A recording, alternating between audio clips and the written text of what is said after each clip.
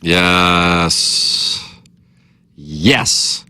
Welcome into the Tim McKernan Show podcast. My name is Timothy Michael McKernan, and I'm joined by Jackson Bennett Burkett, winner of the prediction that Mike Schilt was really on the hot seat and James Franklin would be terminated.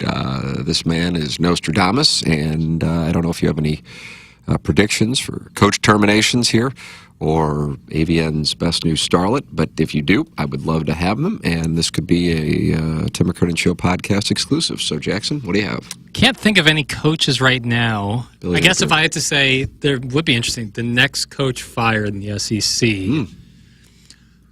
I think if Missouri goes down on the Plains and beats Auburn, Hugh Freeze has no job come Monday. That's it. Hugh Freeze. You're going War Eagle. All right, so that means Missouri wins. That's great news. I'm in between that and then do you think if Beamer loses to Oklahoma? I don't think so. You don't think so? I don't think so. Okay. Then I'll stick with Hugh Freeze will be the next coach. Or Billy Napier.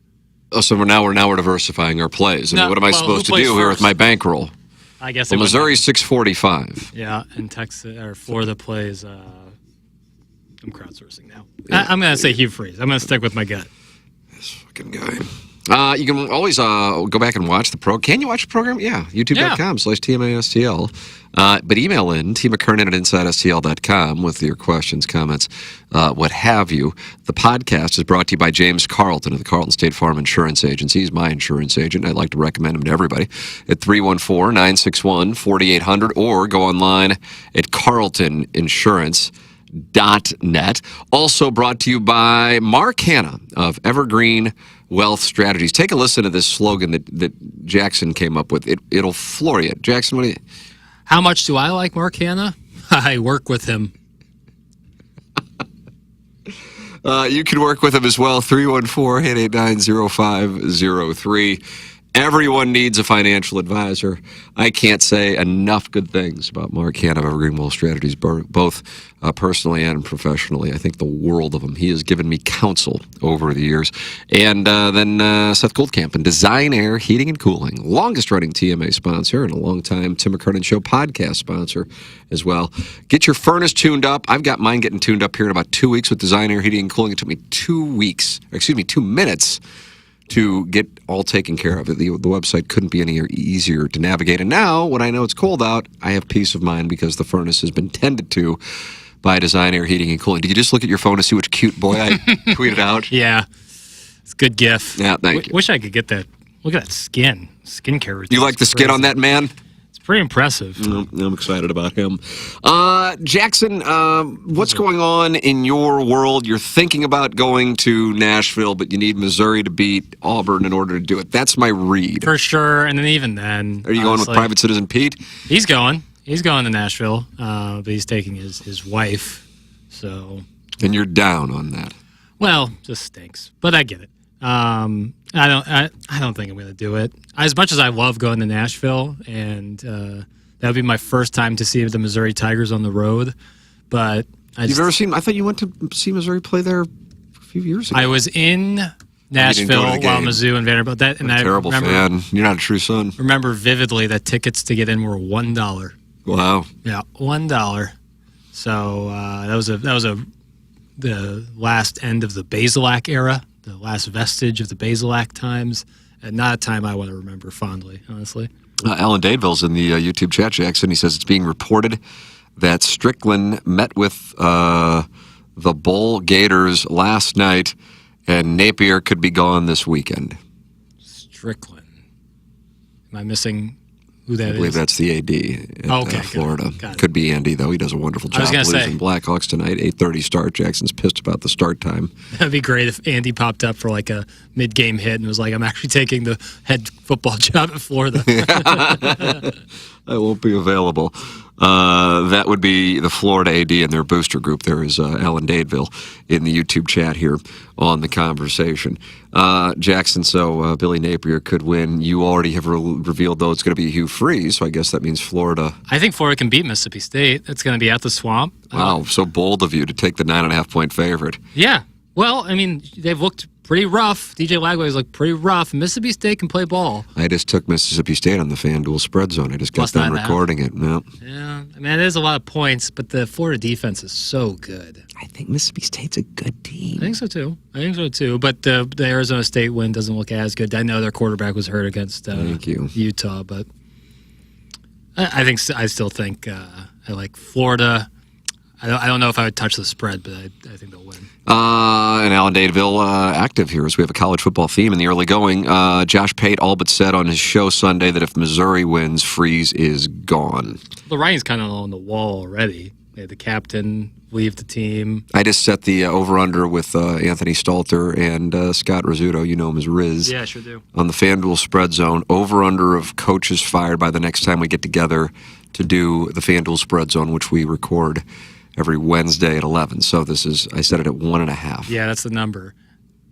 Oh, man, you'd have to think it's over. They both went under. I went over. Yeah, the SEC slate, you might even get 2 in the SEC. Yeah.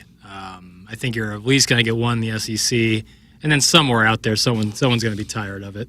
Is that right? Tired of it? Someone's going to. Tired of it. Someone's going to be tired of it. I don't know who. Someone, probably a lesser Big Ten school. The action could very well be both in the SEC with Freeze and Napier, but it wouldn't surprise me if there is another one somewhere else. So I like my over on 1.5. All right, Jackson, I'm going into the emails here. You can always email me, McKernan at InsideSTL.com. Any topic is welcome, TMCKERNAN at InsideSTL.com. I'm happy to talk about anything. And I am scrolling to the QFTA file. And let's see what we got. Hey, Tim, years ago on QFTA, you invoked the Game of Thrones line, "Winter is coming," with regard to the United States of America. Then January 6th happened, and you indicated that you thought maybe that was going to be the event that rallied Americans together, which, as you admitted, unfortunately was not. It's been a while since you pontificated on American politics. With all that's been going on in the first 10 months of President Trump's second term, I'm curious what you think the outlook is for America. Do you have an overall positive outlook for the next year, the next 5 years, the next 10 years? I'm of the opinion that Americans have not been more divided since perhaps the 1960s, though an argument could be made for the 1860s. What do you think it would take to bridge that divide? Do you think we're in the midst of the proverbial winter? If so, how much further until a spring thaw starts? And what does that look like? Thanks. That's from Micah, who is also known as the Bard of Lombard and who's actually been a guest on these very phone lines here on QFTA. Boy, there's a lot of good questions in there.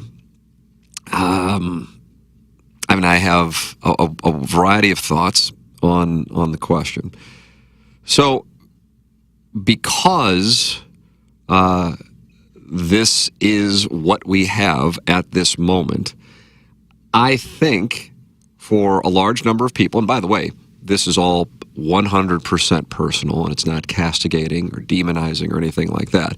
But I do think for a large number of people, which will speak to what he asks about with regard to division, that if it is not someone who is on whether it be their team or what they like, then deep down or perhaps externally, they pull against that person or pull against that party.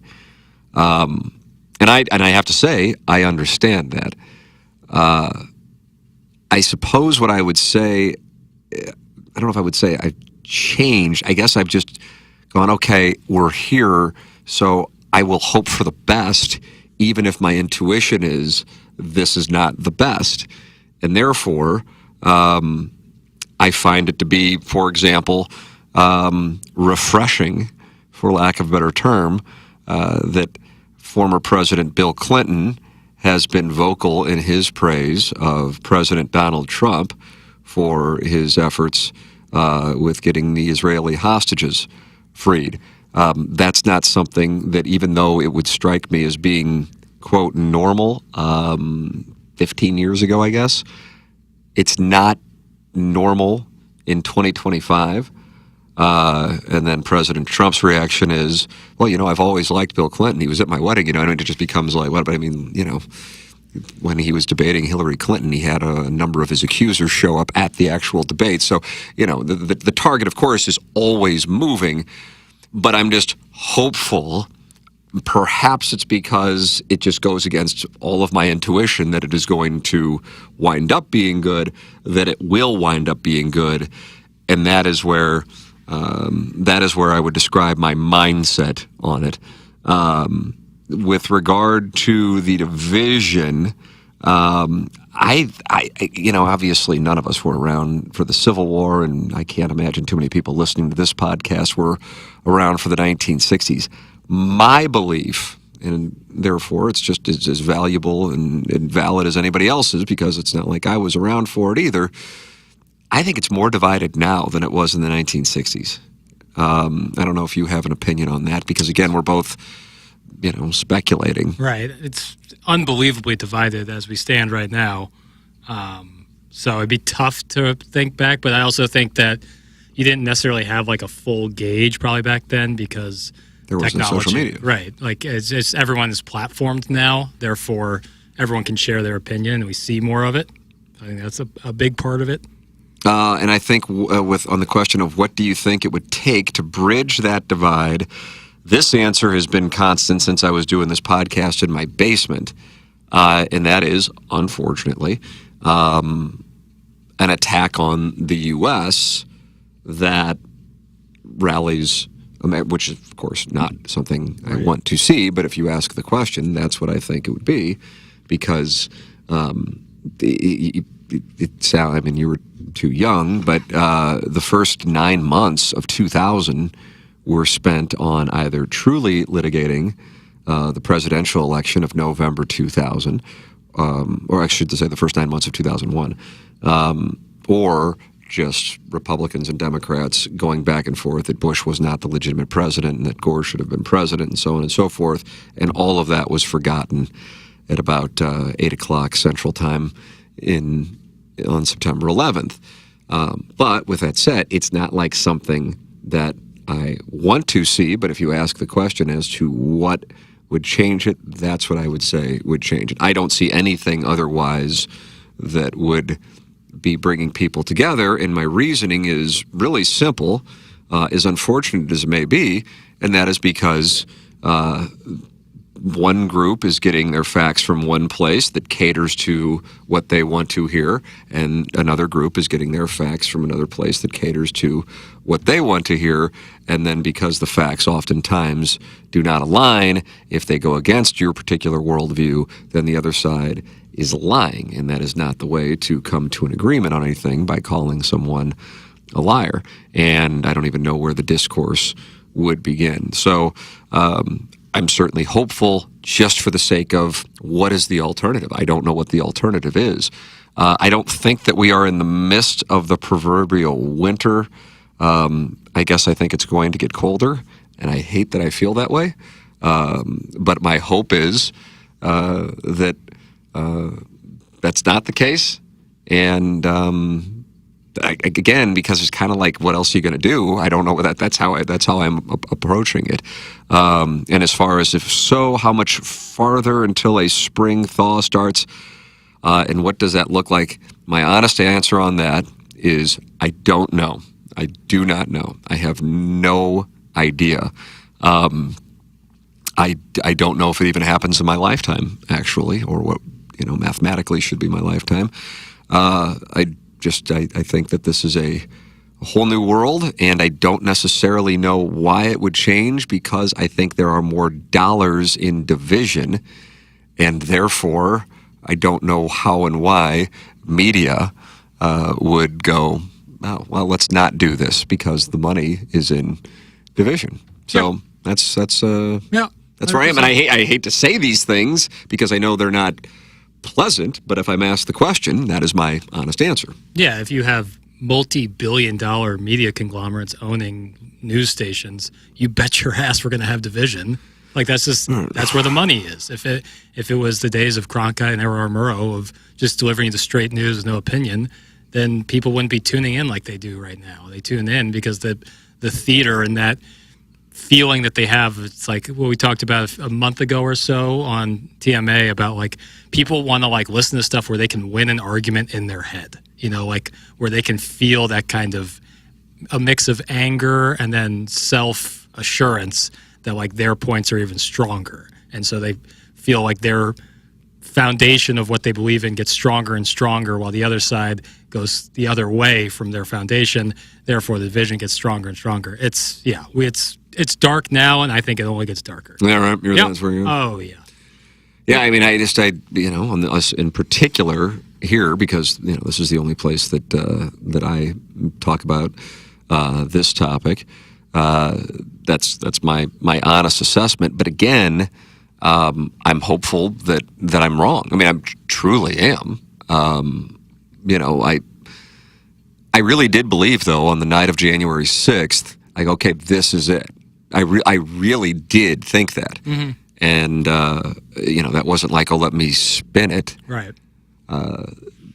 But that's what I truly thought. And obviously I was wrong. I mean, at this point, we're coming up on almost 5 years since then. That's like I don't even know if it resonates anymore for people. And when I was watching, you don't have to pay any consequences.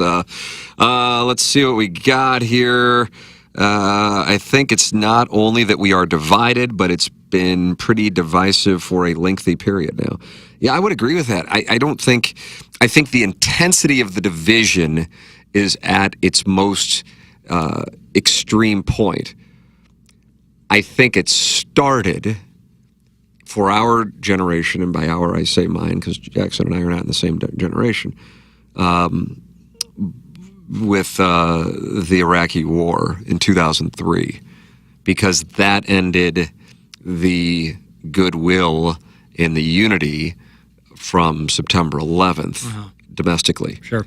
And, that was for me. I mean, I guess it's like it's due. I mean, I've got so many things on this podcast, on TMA, that I've been wrong about on that one. I'm very proud of, quote, being on the right side of history, standing in my hotel room.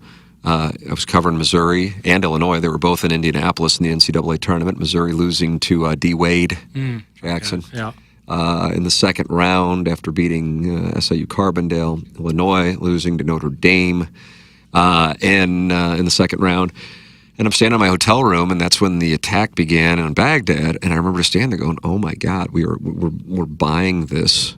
Well, some people are, many weren't, but I think the majority were. And then if you didn't go along with it, you were anti-patriotic. Mm-hmm. And I know you were, 5 years old, I guess. So, that predates you, of course. But that was that. So then there was real intense anti-George W. Bush. Then you had real intense anti-Barack Obama. Then you had real intense anti-Donald Trump, real intense anti-Joe Biden. And it's profitable. For example, the way that CNN, in my opinion, covered Donald Trump, it was a rip out of the playbook of the way Fox News covered Barack Obama, and then it just was replicated when Joe Biden took over, and now it's just like, oh my God, this is how we make money. And I'll start up a podcast and just pick my lane and pick my facts, and off I go. And there's money in it, and not for everyone, but there is money in it. And, I don't know. It's one of those things oftentimes I've said, which if I try to take myself out, if I was looking in on me, I know there are plenty of people. I don't know if it's something Mazalok said. He said it off the air. I thought he was going to actually say it on the air when he was in studio with us. He goes, "God, you have matured." I don't know if you were in studio. Oh, yeah, I heard it. Yep. And I'm like, I don't see it that way. But I guess if you're, because I know, obviously, who I am, but if you just listen to me, if I just hear a clip from Morning Grind, yeah, and I'm just disgusted by it. Not disgusted because it's sex. Couldn't be more. I'll talk about it all day on here. But just my delivery, behavior. And then I also know who I was at that time too, and I'm not proud of that. But I know John Mazalek didn't know who I was at that time. But it was more about, you talk about how you're at the strip bars. I'm like, yeah, I still have no problem with that. I just don't go because I'm too fucking tired. That's essentially the issue. And I have a 3-year-old and 8-year-old. So it's just a change in my life. And to like still be on the air talking about that stuff would be disingenuous. Right. Now, people might have liked that better. They might like this better. I don't know, but this is it. So do with it what you want. You can like it, dislike it. But so I sit there when I look at like media that in my opinion, are the term you use, grifting. Yeah. Which I do think is I mean, God, I think it's a full-on epidemic. Yeah.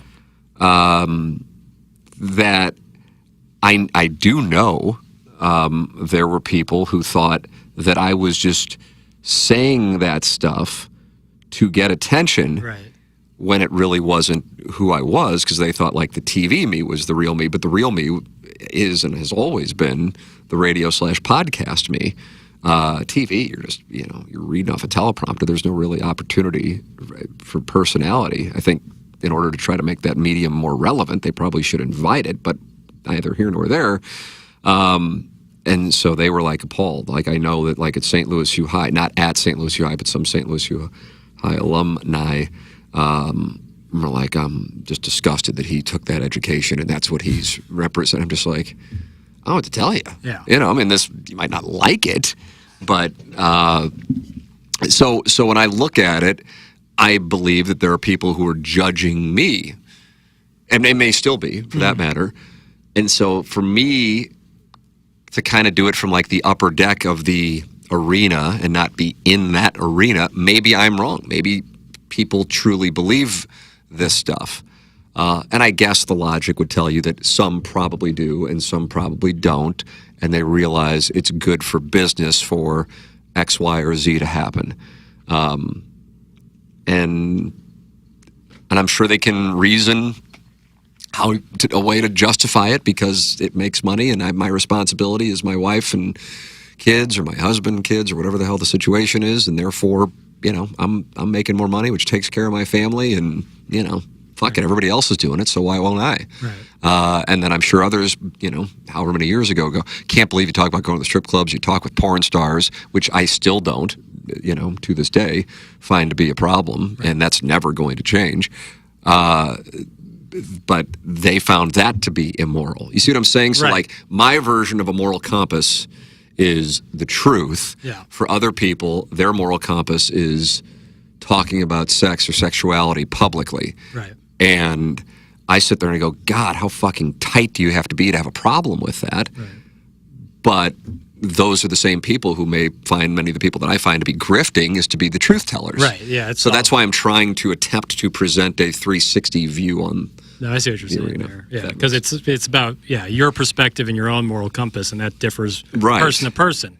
But the only person that really matters to it is you. Like, do you believe that you are the telling your truth, doing things the way you want to do it, so you can put your head on the pillow at night and be like, "Yep." Yeah, that's kind of it. But at the same time, my head on the pillow is different than somebody else's. Right. And I know you're saying that.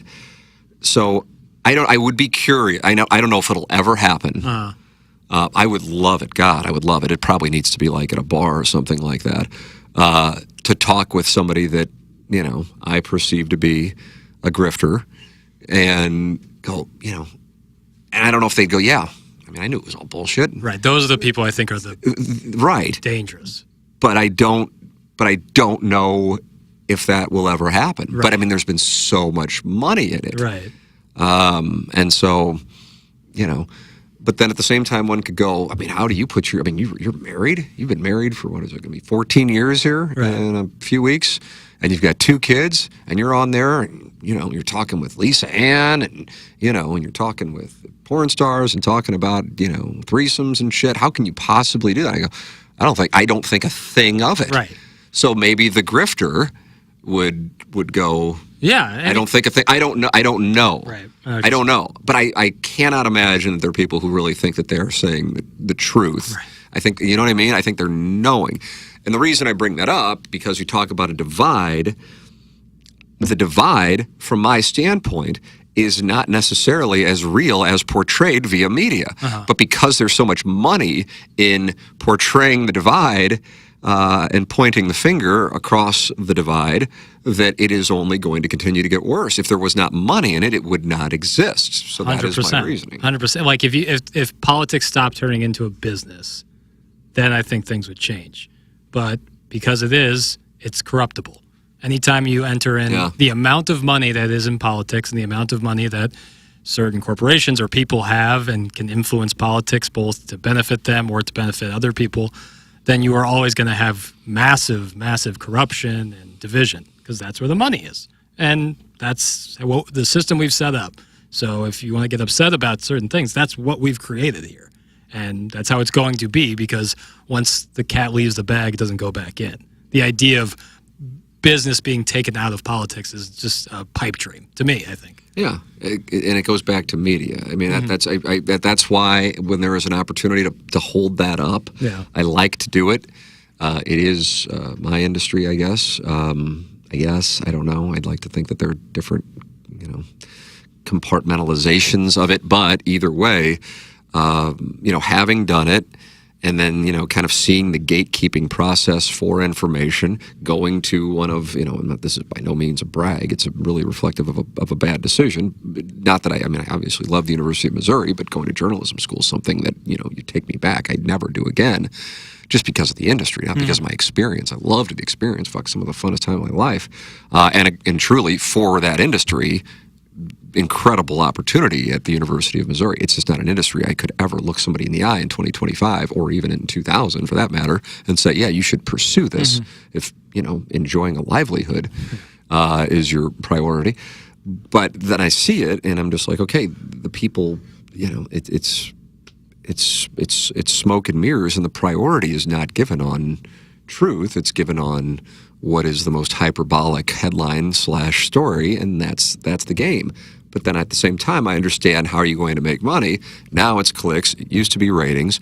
And therefore, what is your responsibility? Now, to me, it's truth. But I'm not putting myself on some, I hope it might come off as I am. The audience, and ideally the audience's belief, even if they don't like it, that what they hear from me is my honest opinion and or the truth is the priority.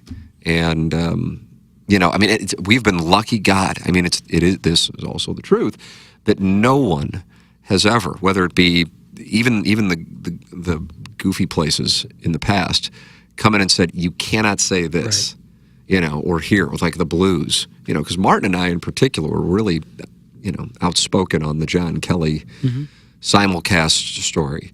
And there wasn't one time that anybody, not that I guess to me, it's not a surprise because I know the people, but that somebody come in and goes, you guys got to let up on that. Never. And that hasn't happened since we've been here, but at the same time, it hasn't happened even at the goofball places beforehand. Right. So, that would be where I'd go, oh, I don't think it would happen. I think everybody kind of knows, okay, he's just going to go in-house and independent, so we better not. But but even back when that wasn't an option, that did not happen. Let me see. There's talk of Salt and Smoke in the YouTube chat. That's wonderful. I like There's one opening up in Kirkwood here, and about we were talking about on TMA, and then Tom Schmidt texted me. It's going to go in the old bar Louie. Yeah, I think that will be right across from City Hall. Right. I think that'll be the closest one to me. No way. That isn't right. No, I talked with Tom about this. Okay, I'm still thinking you live on the hill. Right. On opening day, me and Tom talked about this, and I told him I'm kind of in no man's land because right now I think Del Mar is the closest one, the OG. But I think the Kirkwood one will now be the closest one because I love that Salt and Smeek. I am going to, when that opens up. Yeah. Because we really don't have like a close barbecue location in Kirkwood, which is really strange. Yeah. Tom's a very smart guy, also a great guy, and I know he's wanted to get into Kirkwood, and so he did right there, where the Bar Lou used to be across from Kirkwood City Hall. Like in that little square thing, right by the fountain? Yep, that's exactly right. You're exactly right. Let's see. The country may be divided on politics, but we can all agree that Tim's facial hair has us all standing erect. God bless America. Tim's beard united. It's fuller now because I've been doing more trimming. Foreguard, Jackson Foreguard. Wow. here. Yeah. And so I haven't really trimmed this. It's like shaping. You're shaping it. Yeah, I mean, That's good if stuff. the beard's symmetrical, the head isn't. The beard is symmetrical, the head isn't. You can't control your head. I guess, what would they even do? Like stuff like... I think they'd stuff stovetop in there. That's what the standard. Tim's head is delicious. Yeah. Let's see what else we got. Social media has brought us where we are all today. Keyboards and phone screens have worked as body armor for people who would be too scared to speak their opinions in person. That's from Dave Matthews. I agree, but also I think it's a chicken and egg thing. I think bigger media creates what happens on social media, and bigger money creates what happens in the media. I think it's like you have to follow the money, essentially. And I'm not saying that social media is not a huge, but I think it's like, it's a flame extender, not a flame starter. In my opinion, it existed well before social media. Agreed. But, if you want to use the fire analogy, it was like a flame of sorts, but it was large, and now it's an inferno that cannot be extinguished. Yeah. I see in the Michelob Ultra, well, it's not Michelob Ultra on this, but whatever, YouTube chat, Michelob Ultra is a sponsor, on TMA. Clay Travis is the grifter in chief, and then Ryan Weemhoff, if I'm pronouncing that properly. Haven't you interviewed Clay Travis a handful of times? That counts. So I did interview Clay, and I have talked about this before. I apologize for those who've heard it. But the interview that I did with Clay, which I think was my second interview, first on this podcast, was Gary Pinkel in 2017, and second was Clay Travis in person at the old KFNS studios. And in fairness to Clay, he was in town for our old title sponsor, Ryan Kelly, having an event. They were working on something together, and I don't recall exactly what it was, but they had really developed a close relationship. Ryan used Clay for advertising. And Clay initially was on TMA like in 2012 when Missouri came to the SEC. Right. And he had written, I believe it was Dixieland Delight, I think was the book about traveling to all these SEC stadiums, I think. Mm-hmm. Unless that's just the Alabama song and I'm mistaken it. But either way, I know he had written a book and we had him on. He was a great guest and it was certainly about football. So in our interview, I wasn't like, let's break down this 2017 Missouri football. There was nothing special. Was that the Wyoming year? Might have been. No, that was 19. Kelly Bryant. Yeah, 2017. I know it was nothing special. It was Drew Lock. And my questions were pointed along this line. And in fairness, he said, I've got until X time, because he had to go back to the hotel and then come back up at Kirkwood Brew House where we were having this event. And he needed to be, so it wasn't like he was like cutting it off because he was uncomfortable with the questions. And he was good. I wish we would have had more time because he was really receptive because they were pointed questions on an article that was done on him. I can't recall who wrote the article, but it's not like he's like, well, that's not true. But it quoted his wife and talking about how she gets concerned about some of the things and how when President Trump was elected, it's not like he was on board with it, but he goes, this is going to be really good for us. And then later that night, this is a story I've told, and I know, and I'm grateful that there are people who, even if they hate me, they listen to everything I say. So you've heard it before if you do. That I saw him later that night just like walking through Kirkwood Brew House, and he stops me and he's like, hey man, that was a really good interview. And I go, thanks. He goes, no. He goes, you asked some really good questions. And I'm like, okay. I mean, I appreciate it. It was very kind, but I don't think I've talked with him since then. Not like it was tense. I mean, obviously, we were bullshit at a bar. I'd be curious why, and then I introduced him later on at some point to my parents who were there, and he was raving about the interview to them. And again, it wasn't like, so what do you think of Missouri secondary? How do they match up against Vanderbilt? There's none of that. It was about, the shift that he had taken in his career. Not like yelling at him. That's not how I conduct interviews. Some people want that. That's not what I do. I'm more conversational. But to understand, if I start yelling at him, then he's on the defensive and we get nowhere, and I get a social media clip and we all get jerked off. But I wanted to hear where he was coming from. And granted, that's 8 years ago, and certainly things have changed. But, that's the backstory there, and that was October of 2017. So that's the story on that. Let's see. Burner accounts act as another layer of defense. Sorry, fellas. I do not have... I think he's talking about the other people in the YouTube Oh, I was about to say. Is this one of the things that's in the TMA universe that I have burners? Tim has a burner. You get to just spew whatever BS you want with zero repercussions. Couldn't agree more. I mean, anonymity. I've been talking about the anonymity. Fake bot accounts too. Like what's that? Bot accounts. Like go on any. I thought you said body counts. And I'm like, what the fuck? No. Although they can't be ruled out. Bot accounts. Like if you go on a political post on Twitter and you scroll down and it's like something that you can tell is like meant to stoke fire, I would bet 50-50 it's a bot. Like set up there to do exactly that. What it's doing. Yeah, right. that's what it wants to do. Yeah. Hey, boys, based on Drink's reaction yesterday, could Arkansas have been behind the Kirby Moore story to throw people into a lather? If so, it may have worked. What would be the point? This is, for the purpose of clarity, 100% speculation. Something I have noticed. I think our show actually kind of deals with it also. I don't know. It's funny, Drinkwitz said, how do I deal with it? I don't read it. And I'm like, oh, fuck, me and Drinkwitz on the same page on shit. Who would have thought? But people, this is something I've observed with Missouri coaches, definitely not with Norm Stewart or Larry Smith, but certainly with Quinn Snyder, not with Gary Pinkel, Barry Odom, Frank Haith,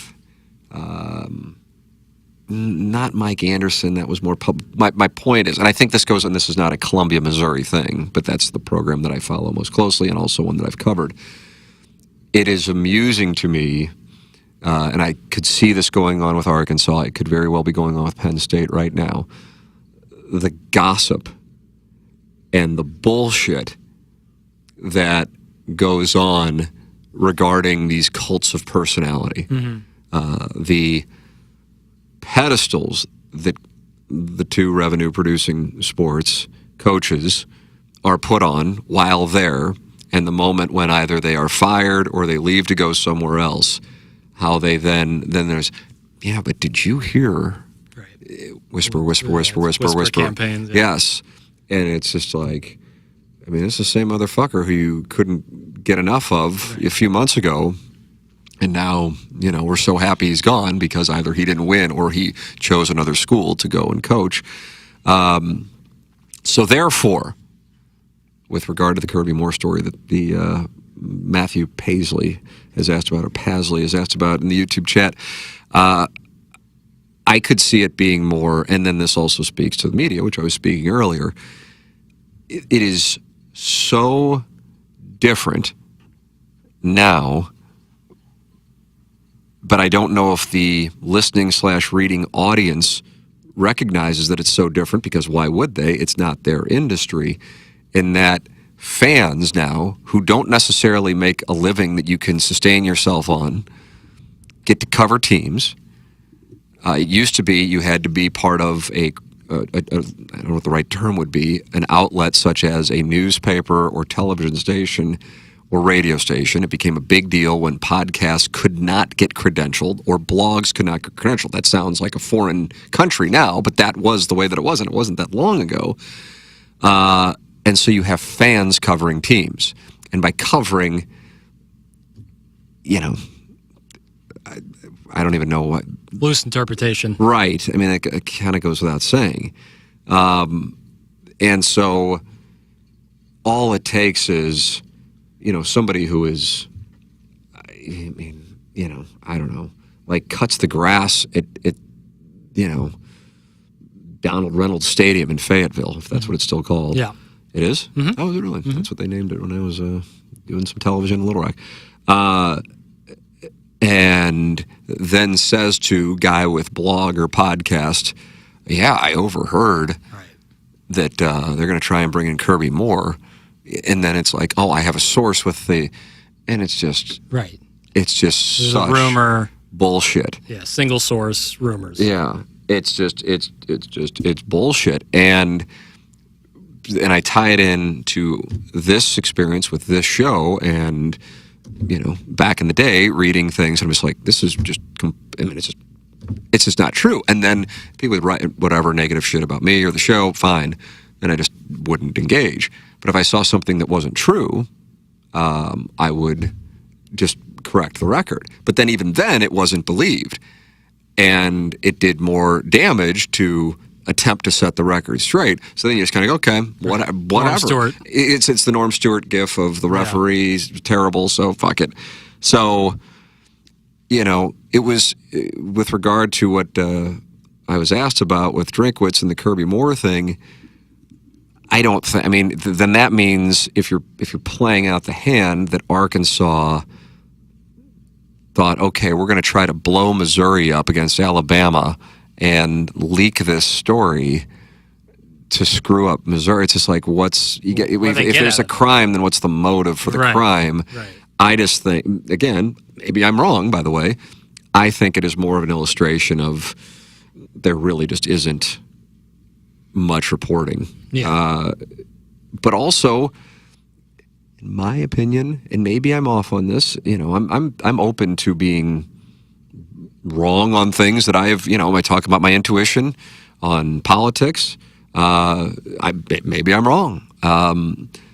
But I think organizations that are able to keep things in-house until the absolute last moment is an indication of a stable organization. And when you have leaks, an indication of otherwise. One of the stories that's gotten a lot of attention today is Mike Schilt. And, he hadn't been gone 24 hours in San Diego, and 20 motherfuckers are talking about it. Yep. And they said philosophical difference in St. Louis. John Mozeliak, to his credit, I mean, my God, I feel like that guy's approval rating was absolute lowest of low on September 15th, and on October 15th, I feel like it's like doing this. Yeah. Right. And by that, I made an increase, like a graph with my hand for those of you listening, because of the Schilt thing. Because I think Martin talked about it this morning on TMA, that people were like, see, you speak up against Schilt, or you speak up against Mozeliak, and he's going to have you fired. And, when that happened, similar to what I was talking about with college coaches, there were all kinds of little whispers that it had to do with a variety of different things.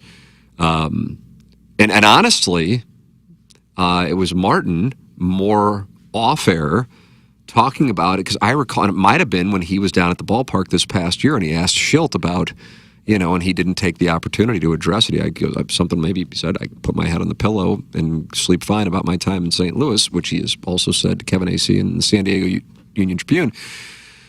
And I said, really, that stuff? And he goes, you didn't know that? And I go, I didn't, Right. Talking about this stuff. And here's John Mozeliak when he comes in the studio with us. And certainly, even though he really didn't give much, he gave more than he ever had on it. Right. And it was like a minuscule thing, for legal reasons. And then I asked him, but this was off air about, you could have said, make sure you say league sources, but league sources say the Cardinals terminated Mike Schilt because of, take your pick of whatever was going on. And then John Mozeliak doesn't have something that he wore with the fan base for 4 years. Right. But he chose not to do that. And I asked him point blank in the studio, because I didn't feel like it would be right to hit him on the air with it, Right. in case he really had a problem with it. But he had answered the question with no problem. And he said that's a dangerous game to play if you start leaking things, because then people expect you to, and then when you don't, then they can turn on you. Right. And it's a dangerous game to play. He goes, so we just never did it. Right. And I can't tell you how much I respect that, even though he had to sit there and wear it for 4 years. Now, I've noticed, we got some of this in the text inbox when we were talking about that story today, that there's still people like, and hey, and by the way, who knows? But I guess, I don't know, in denial isn't the right term, but, the players are soft or the organization's soft. Right, but again, you're talking about 20 sources with the Padres, and then 6, the article cites, with the Cardinals for that article. I mean, as the colonel would say, somebody is being lied to. Right. We're talking about 26 people. Kevin AC, is he just making up that number? You know, I mean, I don't know, but so that's something. I mean, I would say, but I asked him that at spring training. I think I did ask him at spring training. I almost felt like part of his job became just taking the shit, being a lightning rod. But I want to make this clear, just because perhaps now the Mike Schilt situation has some context to it that many were not aware of, whether it be 2 weeks ago when he was in studio with us or just this morning with this article. Oh, and God, how many people read the San Diego Union Tribune now at this point? I mean, it's still a small percentage of Cardinal fans. It still does not, explain how the Cardinals got to the point they're in now. Some of the signings, so it's not like some absolving. He's not absolved, right? But I get what you're saying, and I totally agree. Like, I think a big part of the job is being a lightning rod, because you don't sign the checks, you don't make the budget, you do what you are given, and you then I think fans rationally should then judge based on what they're given. And John Mozeliak has a lot of red marks on those moves, and that to be critical of, but to be like, Mozeliak doesn't spend more. It's like, well, he doesn't control that. And I think more as time goes on, I think more and more people have realized that. Yeah. Boys Brunch STL. Boy, we got a lot of people in here watching live. I am late, so we'll go back and listen if covered. But if you talk to Schilt News, this scenario is crazy to me, because I know people in St. Louis media have known but haven't had the sources on record to break it. That's from Boys Brunch STL. Well, I don't know that to be the case, so I say this respectfully to Boys Brunch STL. He's saying, I know people in St. Louis media have known. I don't necessarily know that is the case. I also don't know that it's not the case. I want to be clear. I just told my anecdote that I was completely oblivious to it. Completely oblivious to it. At the same time, it would be hearsay if I were aware of it, because unlike from 2000 through 2005, when I was down at the ballpark, God, I would say 75% of home games, if not higher, I'm not down there every day now. And I also think that's kind of an outdated thing. Well, you got to be there. That's what guys who, didn't move advertising would say. But, from my standpoint, the gig is to generate revenue and be honest. There's my two prongs. But when Martin was giving me what he had heard, which was off air, conversation was had off air. I remember, God, I can remember it. I'm going, I never knew that. I never heard it. But it's not like Martin's like, I know it, but I can't report it. Right. It's hearsay. Right. So that kind of gets you into, and I talked a little bit, Boys Brunch STL, about it on TMA. We talked about it as a show, 2 different segments, the opening segment this morning and again in the 10 o'clock hour, that for me and Doug and Martin, and we're all in different decades of our lives, Doug in his 60s, Martin in his 50s, me in my 40s, but you're talking about people who have done it for a while. In our minds, the way you report a story is you have it corroborated. Not because we're on some moral high ground, but because that's what we were taught. And something that Drinkwitz made reference to yesterday is, I don't remember, do you recall what he said? I mean, there is no accountability. Yeah, it's just bullcrap put on message boards. Right. But it becomes true. And so then it's one of these things, and again, bringing it back to this, because this is what I can speak to in our lives, there are things that are said about me, you, our show, that are just not true. Yep. But at the same time, they're like fighting ghosts. You can't see them, and then at the same time, they have zero impact on our life. Like what I know, I see our numbers, I see our revenue, I see our downloads, I see our ratings. I know how the situation is, and and that's kind of it. But then just things get said, and so you kind of go, like, if you can put yourselves in the position of whomever you'd want to put and go, why would they say? Now, John Mozeliak said, I don't remember him saying this, but Martin always says this, if Mike wants to talk about it, he is welcome to, but we are not going to. Philosophical differences. And so then meanwhile, like I said, this happens 24 hours ago in San Diego, and, there's already a full-fledged article with 1 million sources. People are singing like birds. Oh, my God. Yeah. But in fairness there, it's the second time that his exit from a team has been a big surprise. Right. I mean, both times, big surprises. Right. There's a story there. And I've said this, and I know you've kind of used it as kind of an attempt at a tell. If you have somebody who you think is good at their job, if you think you don't have the data, you don't have, in our industry, the revenue they bring in, the downloads, I guess now we're on a station with ratings, and you're going, man, I can't believe that they don't have a job or whatever the case might be, I would tell you there's usually something that explains that. Right. Especially in our industry at this moment. And it's just probably not public. And Mike Schilt didn't have a job as a manager for, what was it, I guess 3 full seasons, I think, 22, 23. I guess he started again in 24. So, but again, I don't know. I had one-on-one interview with him in his office in Jupiter. I guess it was 2019, I think. That would make sense. But I was down there in 2020, but things then got kind of shut down. As that's when all the COVID ramped up on March 12th.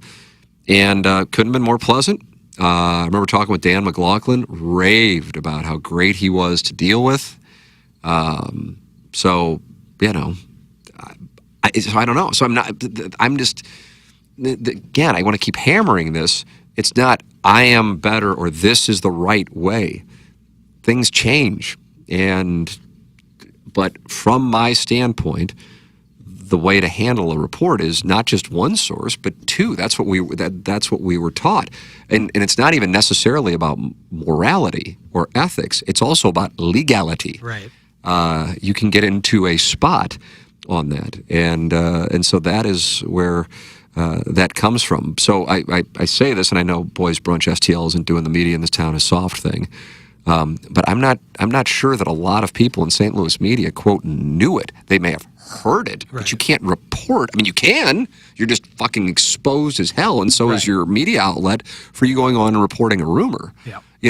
Kevin A.C. of the San Diego Union Tribune has it sourced, and talked with A.J. Preller, then talked with Mike Schilt, and they're on the record. To Martin's credit, he asked Mike Schilt point blank, and Schilt didn't really want to engage when he asked him when he was back here with the Padres earlier this season. So I don't know if that'll become a thing like the St. Louis media. Who knows? I mean, again, it's like I said, fighting ghosts. But I would really reject that. Also, who really is the St. Louis media anymore? Right. I don't even know who it is. Right. So who is the one that's soft? I have no idea. I don't know. I'll tell you, I love a brunch. I love a boys' brunch. You love a boys' brunch? Sure. You love a boys' cabin and now a brunch at the cabin? Sure. Eggs Benedict, some mimosas. Never had Eggs Benedict. Really? No. You like hollandaise sauce? No. No, I don't think you'd be very into it. Why do you say that? Because I'm meat and potatoes. Well, it's a kind of...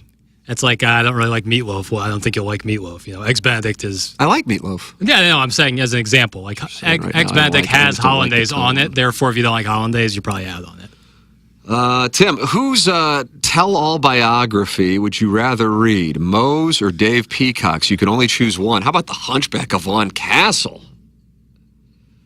It's Peacock all day for me. I think there's so much more meat there. I mean, I'm trying to think why it wouldn't be Peacock. Right. I also feel like with that situation, there's a better one than Peacock, but I'm trying to think who it would be. Right. I just like, to me, that's like. But if you give me that, then yeah. But it's kind of like it's from one side, so to speak. Right. Yeah. Like I'd like Peacock and Demoff to write one. Yeah. Like they're dueling biography. Like there's 2. Speaking of Dave Peacock, there's 2 books about the end of the ownership of the brewery. Mm-hmm. That gives you 2 different perspectives on it. But I'd be really curious because, I mean, I've said this since the story kind of got going almost 15 years ago now. St. Louis has blood on its hands. Now, it's not, something that many St. Louisans want to hear. Some accept it. with regard to the Rams. I don't know. I don't think that it was necessarily stoppable per se, but St. Louis has some blood on its hands. I don't think that's necessarily all that surprising. It wasn't just like Stan Kroenke's a bad man. Stan Kroenke's franchise was worth X, and now it's worth, I think, the second most in all 4 major North American sports, if I'm not mistaken. Yeah, after the Cowboys. Yeah. So mission accomplished. Yeah, he got it. That's what he wanted. Right. So that's what he did. And St. Louis, maybe we want to go back to the lease and the top tier thing, left itself open. And that was something that we were aware of, 90s? In the 90s, Yeah. yes, you are correct. Right. And again, Dan Dierdorf is quoted in 2007 in the Post-Dispatch about, hey, we got to get our act together here. If not, I'm paraphrasing now, we could have another situation. Right. It's 2007. Stan Kroenke was not the majority owner at that time. Right. I'd be curious on that. I don't know how real the St. Louis Stadium thing was. And I think there's one key thing anytime this conversation comes up that is somehow not discussed from the St. Louis side. And by that I mean, I guess, fans. St. Louis was not building a stadium for Stan Kroenke. They were building a stadium, and then Stan Kroenke would have to put in $400 million of his money to stay somewhere he didn't want to be.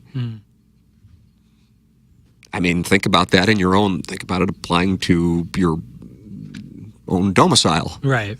I want to move. Well, you can't move. Well, actually, I have a contract that says I can. No, you can't move. And in addition to it, you have to pay, a healthy percentage of the building that you are not allowed to move from. Even though we have breached your agreement by saying that you have to, that's St. Louis was not saying, okay, here is $1 billion stadium, you get it, it's yours. That's not what was going on. That's not it.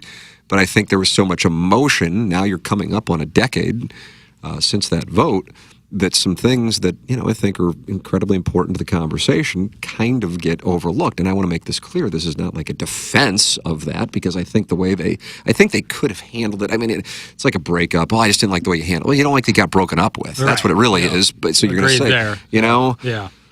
But I don't know. Because I would talk with Demoff a good amount. I mean, a good amount. And I would say something along the lines of, I just don't get why you guys don't talk. Well, this is the way that Stan Society wants to handle it. And I'll keep telling you the thing that I've said over and over again. It's going to get worse before it gets better, which was a shrewd thing to say. He said that publicly, too. And the logic was, the way I took it, which if he was thinking through it, and I think I gave them too much credit for being like on the 5th level, when I think it was just kind of we're just going to ram this legislation home, no pun intended, I'm like, oh, well, it's going to get better, but it's going to have to get worse. Yeah. Well, it was never going to get better. It's going to get worse. And so, therefore, it is an accurate statement. Yeah. Now, there is no secret plan. Why say that is beyond me. Right. And there was some guideline stuff with the NFL that were It was just going through. I mean, the town halls. It was like exactly at this time, 10 years ago, actually. My wife and I went out to, I feel like we were up and down the coast. San Diego, right? Well, yeah, but I mean, okay, so I think the first one was in San Diego, but I feel like we started in San Francisco, maybe just for the weekend. We went to Napa, then flew back, because I feel like we flew into San Francisco originally, drove to Napa for the weekend, flew down to San Diego, went to that town hall where Spanos is negatively received there as Kroenke was here, right? And then flew back up to the Paramount Theater in Oakland. I interviewed, and I did a tour of the stadium site in Carson, California, where the guy said, "What are you here for?" And I said, "To see the stadium site." And he goes, "This is a landfill." And he started laughing. And I go, "Isn't this where the Raiders and Chargers?" He goes, "Okay." Yeah. He goes, "I'll drive you around in my dump truck." You and drink. Yeah. And then went back up to Oakland. But Mark Davis gets on the stage, and the Raiders fans are all cheering him like he's the second coming. So that was a decade ago, and that means it'll be a decade ago from the vote. I would love to hear. I'll tell you the person that I think is I think Demoff actually, and now we haven't talked in close to 10 years because he did text me from inside the room of the vote in the Houston hotel. I think he would do an interview. I really do. I also, I'm not sure. know what his reason for doing it, but I think he would do it, or I think he would talk to me. The guy I'd keep an eye on would be Josh Kroenke. You know, I don't want to hang out as too aggressive, but we were friends. And I remember being on the Hearn Center floor one time. I guess I was waiting to do an interview with Quinn, and he was out there by himself. I mean, it's probably your dream sequence. You're out there shooting baskets. He could shoot the shit and I out was of sitting it. there, we were just bullshitting because we knew each other, and he's like shooting, and I was just under the basket and passing. Rebounding, Yeah. And God, boy, you don't want to be in the paint with me. You do not. I know. I hate to say it, Tim, but definitionally mouse in the house. The mouse was in the house. Yeah, boy howdy. And he, you know, he's somebody I'd be curious, to refurbish his father's legacy. Yeah, I could see that. I mean, he's much more involved. He's still friends with some of my friends from and he's like Columbia days. involved. Like the Nuggets and Arsenal are his two big, or like his kind of projects. He's very involved with the Nuggets. All those guys seem to like him a lot. Granted, he signs their checks, but Arsenal, a little bit different, but they're kind of turning around a little bit. So it seems to me that he doesn't take his dad's policy of like, I own this team, and that is the end of my relationship with this team. He seems to be involved. I would agree with that, yeah. Let's see. Rim.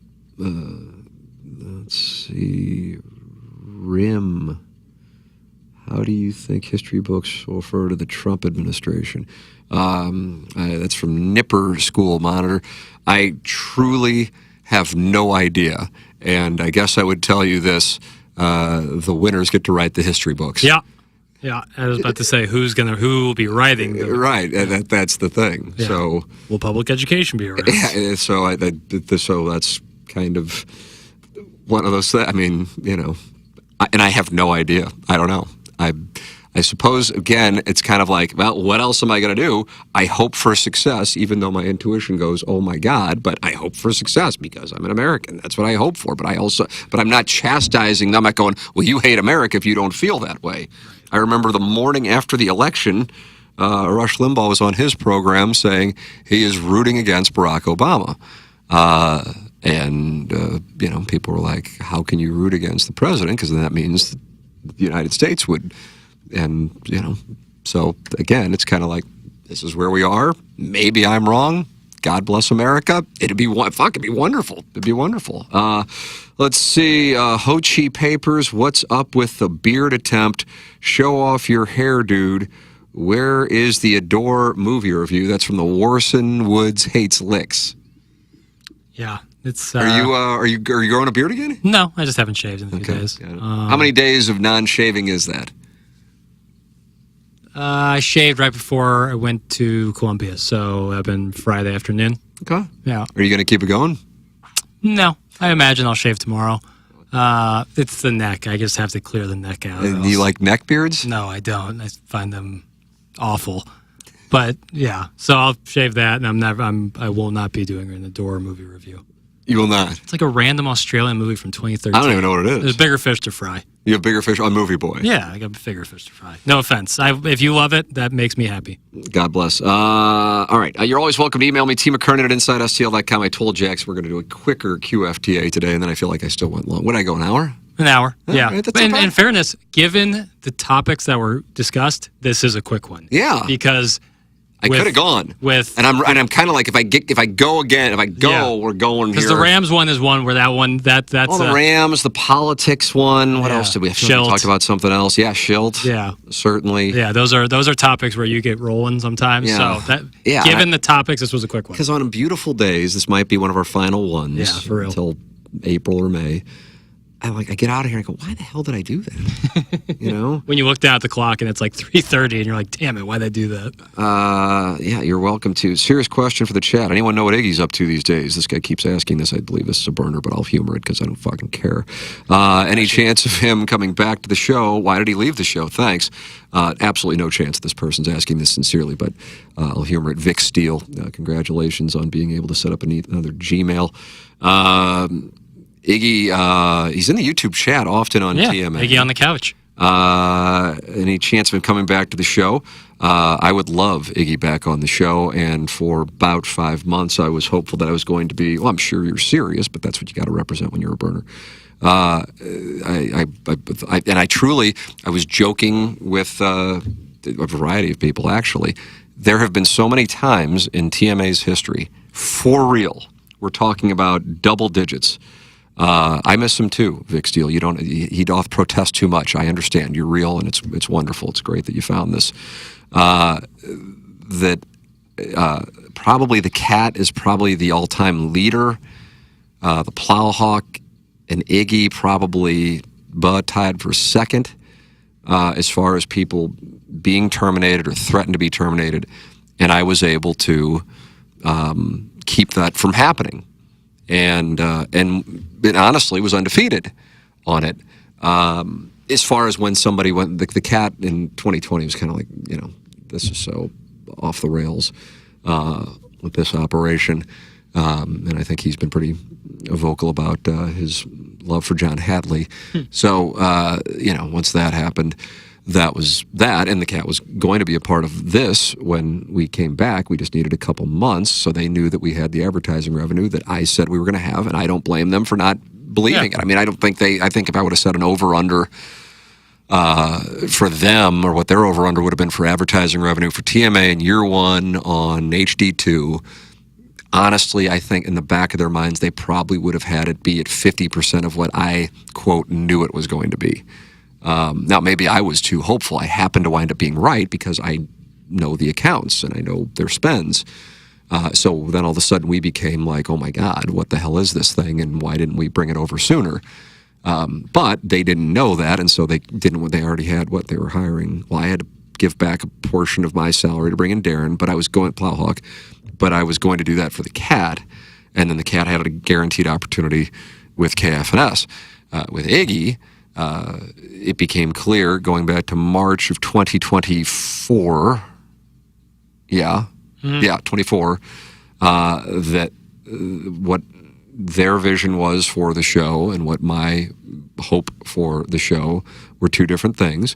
But because for so many years, and I guess it probably started,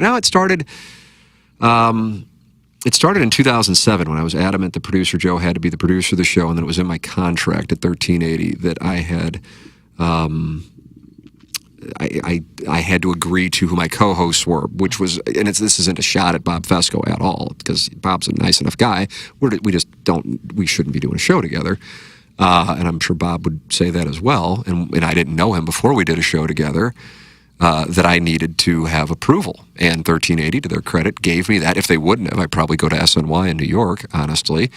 And so from 2007 through 2016, we never had that issue again with somebody being messed with on the show. And then the Cat and Iggy both had some things pop up, I guess, for lack of a better term. That's my euphemism, at KFNS, and then that put them in poor favor. For the record, I am on the side of both the Cat and Iggy in those situations. And then that kind of went on for the 16, 17, 18, 19, 20, 21, I guess. My contract probably started in 16, ended at the end of 2021. And so this happened a bunch while we were there. I mean, double digits, including fucking John Seymour, who's like the model employee. So that was the situation there. But we'd always been able to win, for lack of a better term. In other words, we were always able to save them. In the Iggy situation, unfortunately, that was not the direction. But it wasn't specific to Iggy. There have been a number of cuts, not just here, throughout our industry. And I think, and this kind of speaks to, one of the things that I was talking about earlier with kind of gossip surrounding the show, college programs, that things just get attached. I don't even know what they are. I had somebody email me a couple months ago going, hey, the rumor is that you gave Iggy a bunch of money when he got let go. And I'm just like, where does that even come from? Right. And because somebody asked about the Kirby Moore thing, like, where does it come from? It had to be Arkansas. I'm like, I don't even know why somebody would say it, but then it becomes true. And then if you read wherever it is that you read these things, nobody's pushing back on it, and then it just becomes truth. But that's where you're communicating with people who all believe the same thing, except it's false. And I'm not there, and I'm not even going to engage even if I did. I mean, this is the first time I've been bringing up that email. And I was like, where does this stuff come from? You know, I wanted Iggy here. There isn't a soul in this building. I mean, it was a thing. It was a fucking, I guess, however long it was. Almost 7-month thing, you know, that, and honestly, I thought up until mid-October last year, probably right around this time, actually, that it was going to, you know, we were going to win. And Iggy would be sitting exactly where Kurt sits throughout the show. That's what I visualized. And personally, this isn't any, it's just, I think that would have been great. I really do. Because Iggy, I'm thinking, I remember talking to Iggy the day he was let go. I felt like he was kind of playing out of position on TMA, you know, because if we're talking about something, it's not like he was mad. He just didn't have thoughts on some things because he didn't watch it or care. But then the YouTube would have a camera on him, and then he's not participating. And then it's like, oh, look, Iggy's mad. And Iggy's just fucking sitting there, you know. There are plenty of times like when Iggy would be talking about something, I wasn't mad. I'm just like, it's his story. What the hell am I going to add to it? But the camera was such that it was all on somebody, and then narratives were formed. But I would love to work with Iggy again, period. I miss Iggy as well, period. And I can't imagine ever working with somebody who is as unique a personality as Ken Iggy Strode, period. So, you know, anytime it's talked about with like the decision that Jackson, Doug, and I had to make, the choice was, do you go in-house and potentially lose a shitload of money, not only a guaranteed contract, but also then lose the money that you already have on something that is a bet, or do you take this opportunity?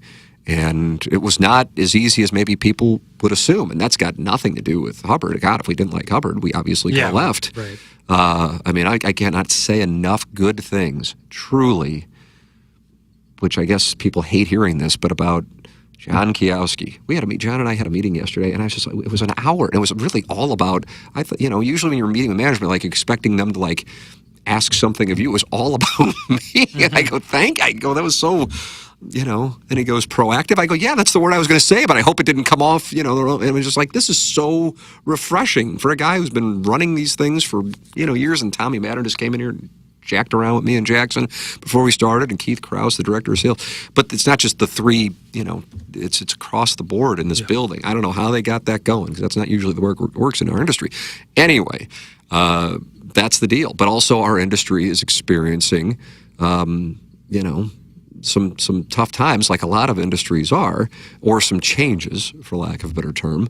And that's got nothing to do specifically with TMA, specifically with 101, specifically with Hubbard. This is the industry globally as such. Now, you can think I'm making that up, and I suppose, you know, you're welcome to believe that. But anyway, Vic Steele says thanks. So now Vic Steele and I we're bonding. Good.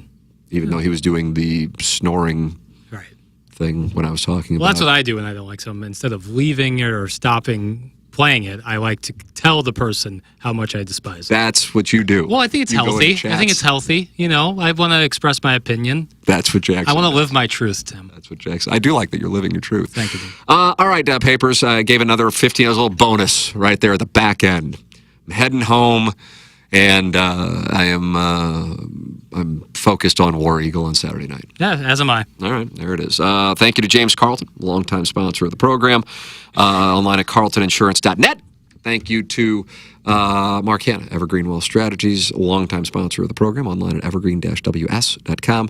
And thank you to Seth Goldcamp of Design Air Heating and Cooling, online at designairservice.com. Vic Steele says, LOL, I've heard the Ram story 100 times because of the replays, LOL.